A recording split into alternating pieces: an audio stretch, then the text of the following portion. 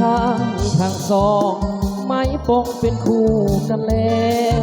หวังเป็นผัวที่เมียแก้วแน่แล้วก็ควรสุขสารหวังมอบชีวิตจิตใจไว้อกเดียวกันต่างก็ศรัทธายึดมั่นไปฝันถึงวันวิวาพ่อแม่ญาตินี้ต่างคิดช่วยเติมเสริมสร้างช่วยเป็นพลาทุกอย่างให้สมดังปรารถนาให้คู่สมรสสมฮักสมดังอุลาพ่อแม่เพื่อนพวงทั่วหน้าต่างก็มา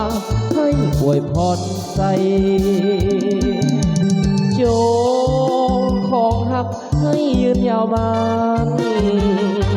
อย่าแปรพันตัววันแก่เท่าลงไปทรัพย์สินเงินทองพอจงเนืองน้องหลังไหลแม้นเกิดลูกหญิงสายให้เลิกด้วยปาฏิหาริย์บัดนี้ทั้งสองสมปองเป็นคู่กันแล้วได้เป็นผัวที่เมียแก้วแน่แล้วก็ควรสุขสารเมตยามพังพาผิดไปอภัยให้กันดวงใจสองคนยึดมาต่อคำวันผัวเดียวมีเดียวเอาคู่สมรสไม่เกี่ยวกันเลยนะเกี้ยวงามๆเกี่ยวสุขเกี่ยวลำเกี่ยวรวยเนาะ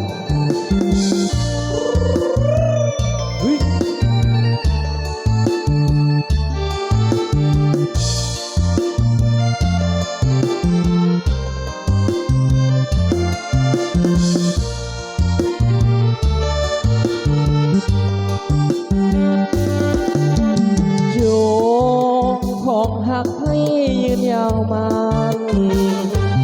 อย่าแปรพันส่วนเก็บเท่าลงไป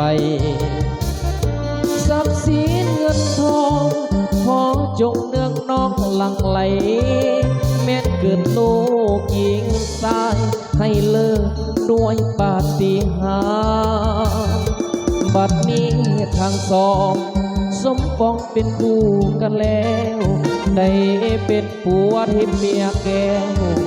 แน่แล้วก็ควรสุขสารเมียยามพังพาผิดไปอภัยให้กันดวงใจสองคนยึดมั่นต่อคำวันผัวเดียวมีเดียวมอบให้สองคนงานเพลงเนาะอาจจะว่าเจ้าสาวเกี่ยวกันต้องเกี่ยวงามๆมาเลย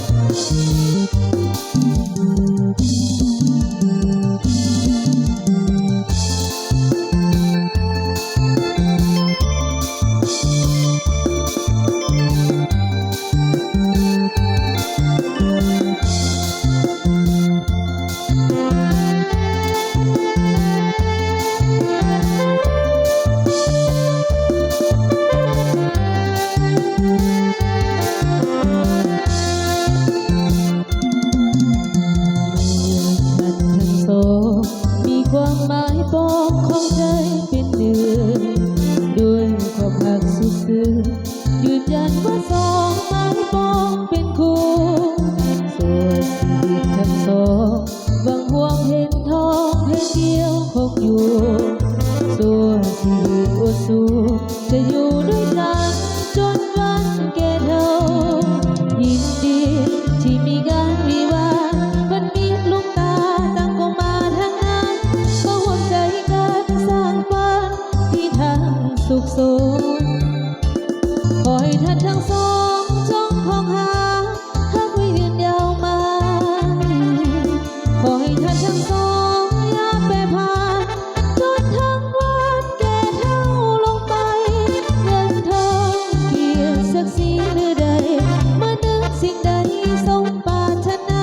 ทั้งพาดทิ้งมาอภัยให้กันเราก็ซื้อนักกระเป๋าสาวเกี่ยวกันในเรื่องเกี่ยว